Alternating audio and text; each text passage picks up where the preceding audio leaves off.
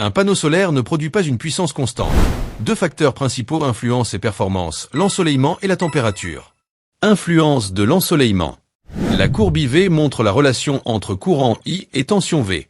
Quand l'ensoleillement augmente, le courant augmente aussi. Comme on le voit sur le graphique, pour un ciel sans nuages, l'ensoleillement égale 1000 watts par mètre carré, le courant est maximal.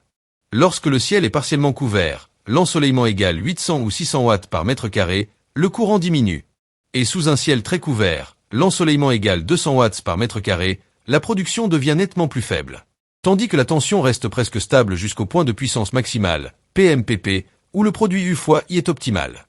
Les conditions standards, STC, pour mesurer cette puissance sont un ensoleillement de 1000 watts par mètre carré, une température de cellule de 25 degrés Celsius et une masse d'air, AM1.5.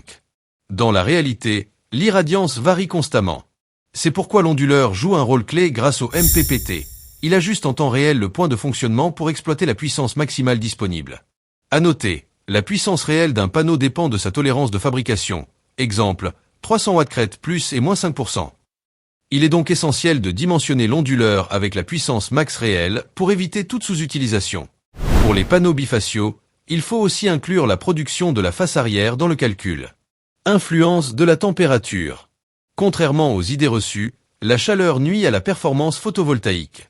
Sur les courbes IV, on observe que plus la température monte, plus la tension chute, ce qui réduit la puissance, P égale U fois I.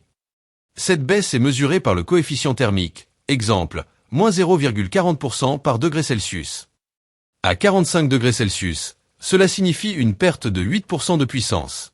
Une pose en surimposition, panneau surélevé, permet une meilleure ventilation et limite la surchauffe, contrairement à l'intégration en toiture qui favorise l'échauffement.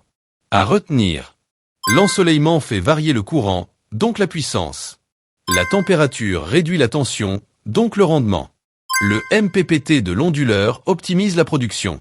Il faut toujours tenir compte des tolérances et du type de panneau, mono ou bifacial, pour un dimensionnement précis. Comprendre ces phénomènes, c'est mieux concevoir, mieux installer et mieux produire.